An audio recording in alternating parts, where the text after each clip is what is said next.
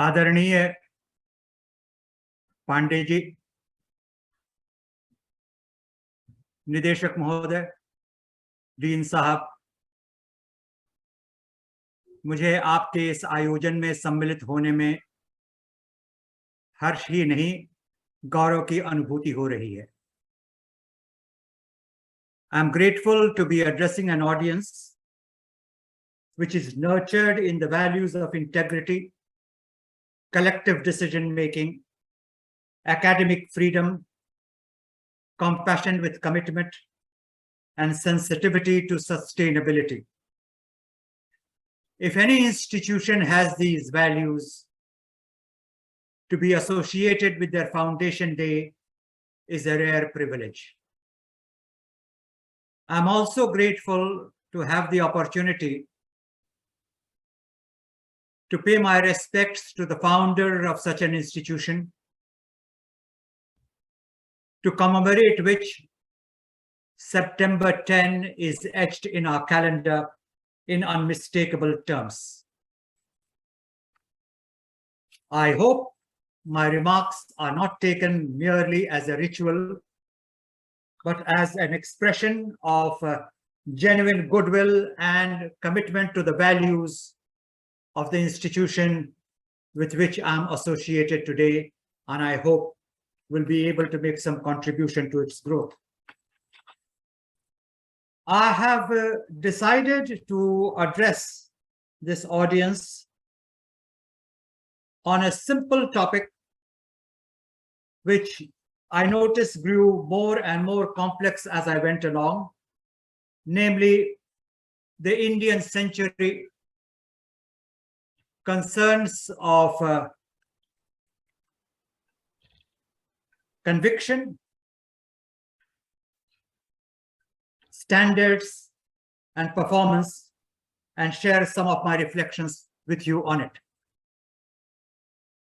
I do so as a matter of conviction, because if I don't believe in what I'm going to talk to you about, I can't hope to share the values with you.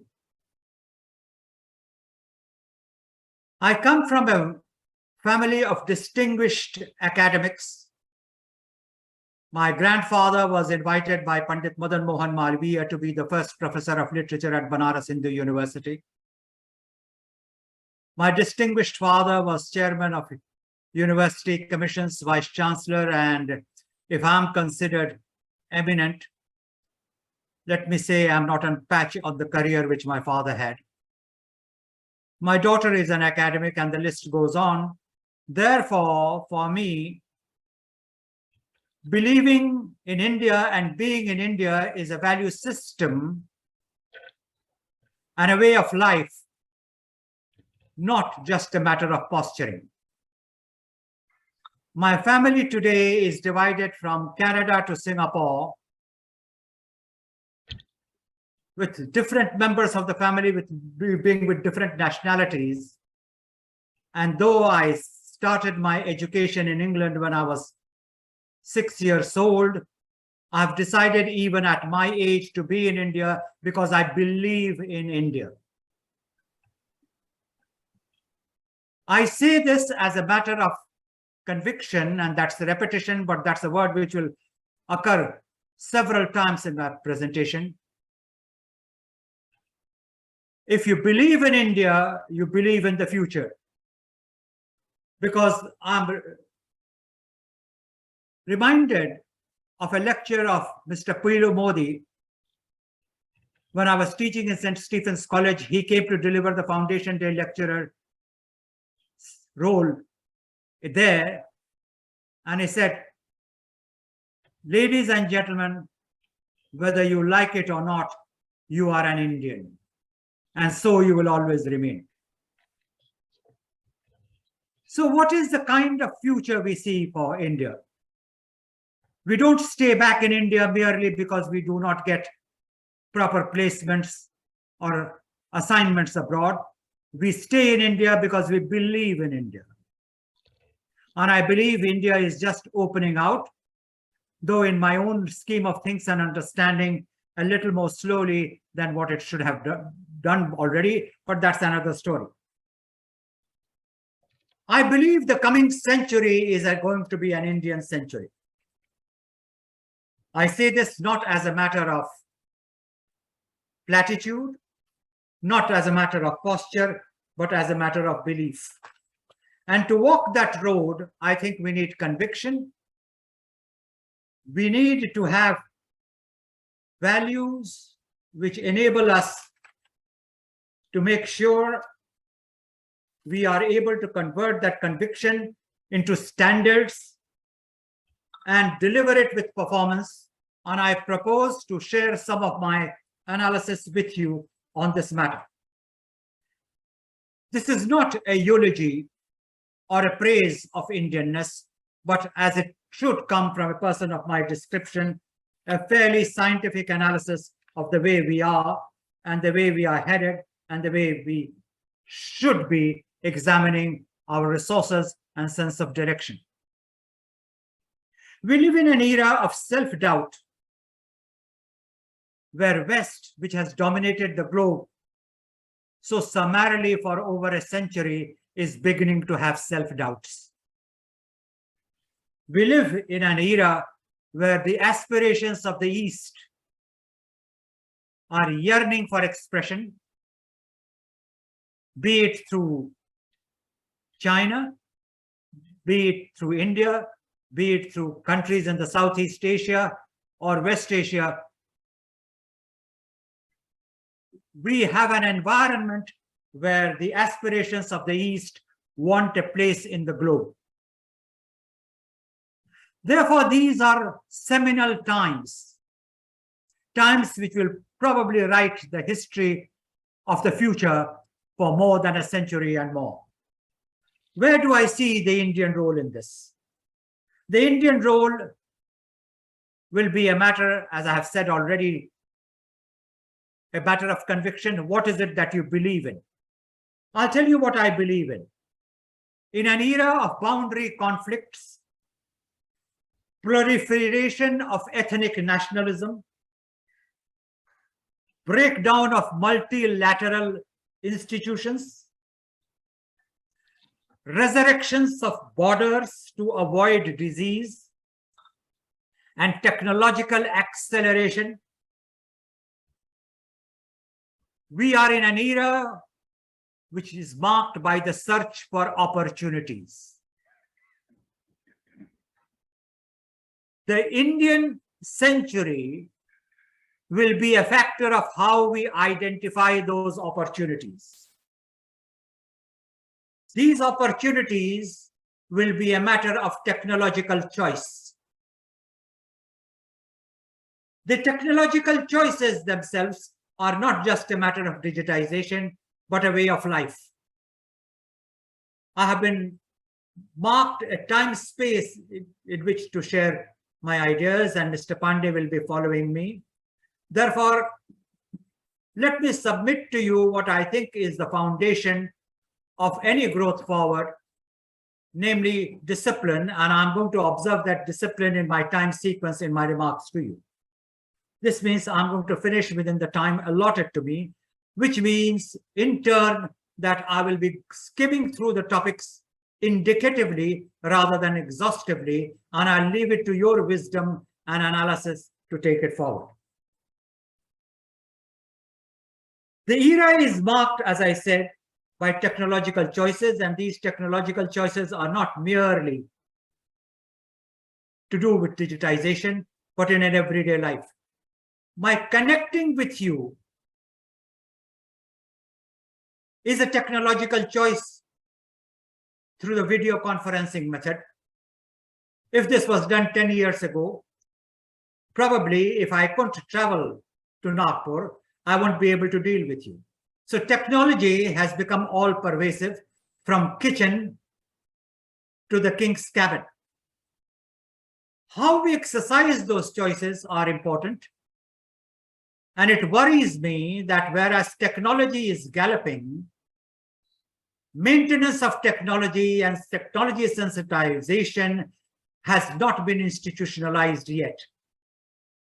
Consider how many of you keep mobiles And consider how many of you know all the commands of a mobile in all its incarnation. And if you try to look for an institution where you could go and learn, there is no way of doing it other than through trial and error yourself on your mobile. And you will very often find that you have given the sync command and got yourself into a situation which you don't know how to handle.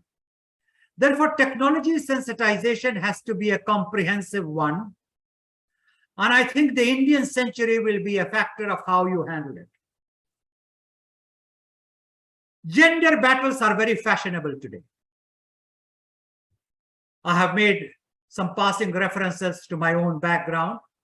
It could bear with a couple of other references so that you know that I couldn't possibly suffer from a gender bias, because I was brought up by an imperial mother, a loving but a commanding wife, and two daughters who, with Bhagavati's grace, are doing so well in life that they don't need even to come back to India to handle what few resources I may leave behind when I'm not around. Therefore, I couldn't possibly have the gender bias. But let me tell you one thing. Time has come to take the gender efforts to a new level. It should not be confined to making sure how women can compete with men. That is a very pedestrian way of looking at gender issues. It may be important, I'm not arguing against it. But what I want to submit to you is gender battles have to be more in form of seeking fulfillment for the gender rather than competing with each other. Women are entitled to their fulfillment, and I might say so are men. They are not competitive, they are collaborative. Unless we redefine this entire gender perspective, I don't think we will be progressing towards the Indian century with the speed with which we should be progressing. I might also mention that of the many academic interests I have, one is ocean studies. In fact, my first book was published in 1972, which dealt with, amongst other things, with ocean power. And I explored, to the surprise of many, how India was shipping ice to United States way back in 1784. So that's the kind of Indian sea power we had. The travel between western coast of India and eastern coast of Africa was managed essentially through covertures, which were vehicles of commerce and integration at an economic level. We have to go back to our sea power. We have just begun opening the doors to it, and we need to do more.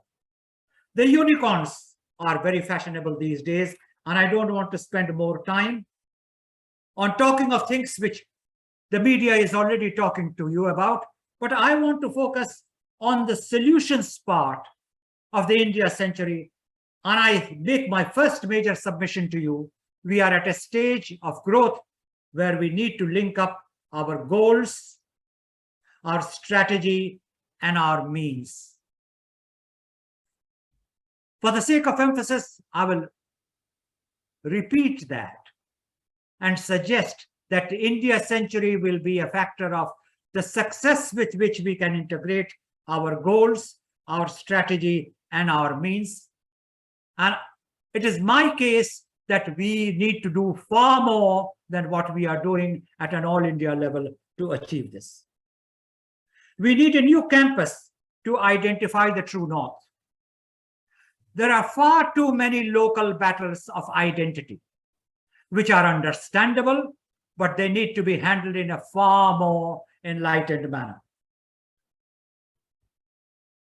We need to be steering towards safety and growth with low visibility, which requires diligent assessment of the threats, opportunities, and a clarity of broad direction. At a national level, we have covered great distances in our desire to grow.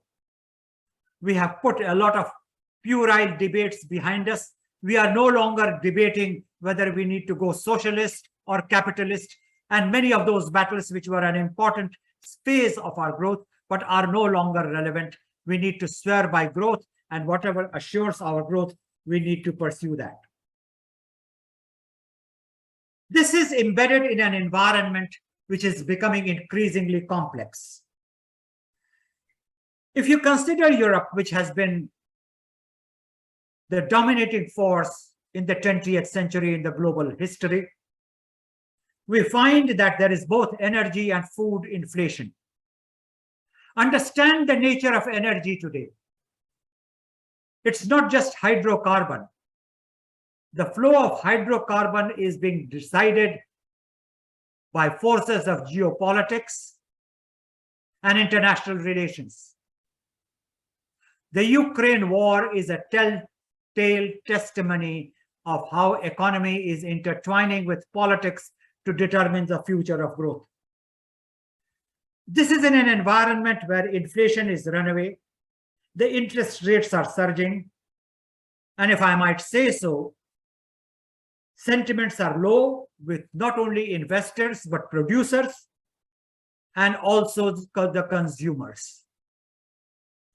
India, with its diversity of population at different levels of economic growth, offers a model which can lead the world in the right direction, because it's not just cultural diversity, which is important.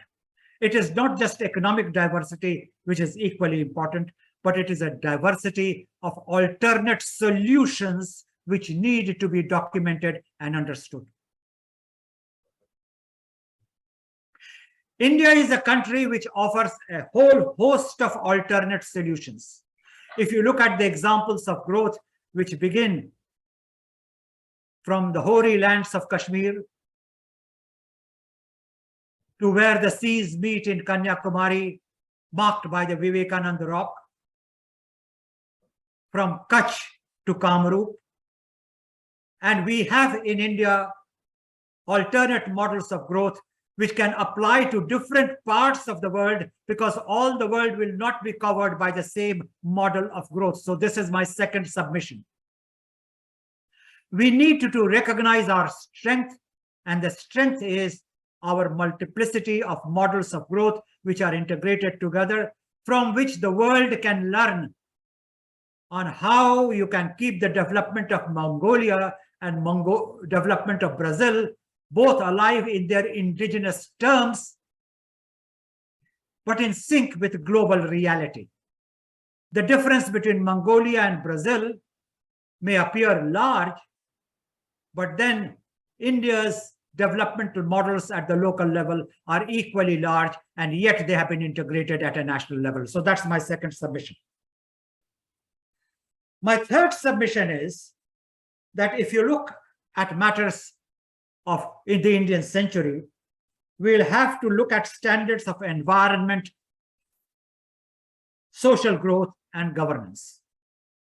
It has been a fashion in the developmental lexicon of the last few decades to coin acronyms for everything. And at times acronyms get confusing, but if I were not to coin acronyms, you would accuse me for being out of step with the academic fashion. Therefore, if I'm talking of environment, social, and governance, I must promptly talk of ESG standards, and half of you would be wondering what is ESG and where does it come from. Therefore, please understand, if you can't convince, you have to confuse. And so if you are suitably confused at my reference to ESG, I think I'm doing reasonably well, because then you will understand it in your own way and perhaps take it forward after this lecture is over in a more creative fashion.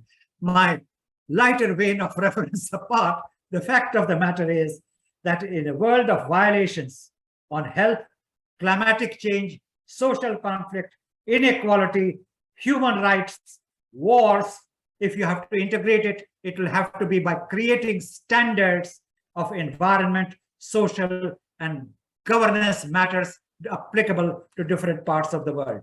Which brings me to the heart of my operational remarks. The operational remarks being that how do we link it up with conviction? How do we link it up with standards and how do we link it up with performance. Now, that's where the Indian balance sheet needs to be understood. There has to be a national conviction. The sensitivities which have led to social conflicts in the last few decades cannot be a matter of discussion here because we don't have the time. And I personally don't think that's the subject matter of my remarks. My submission is clear. India as a country has to decide upon its conviction, and the conviction can only be a recognition of its strengths in terms of its ability to recognize its talent, to recognize its strength in longitudinal thinking over its decades of history, the ability to understand how India had centuries upon centuries of greatness through linkages with Central Asia, Southeast Asia, where it could create the phenomena of Adi Shankar, where it could integrate the aspirations from one end of what is territorially India, from north to the south, not only through collectivity of thought, but an economic integration. That is the basis of understanding the Indian talent, which is not only diverse, but deep. The two words need to be understood. The Indian talent is diverse and deep, with centuries of growth, and that is the real propeller of what I would call Indian conviction. This has got nothing to do with schools of thought, with this, that, and the other, and I don't want to highlight the differences which mark some of the puerile debates which some people indulge in, but to realize India is one entity with a common heritage, not in any other sense, but an intellectual heritage, a competency heritage, a talent heritage, which has been collectively put together through millennia.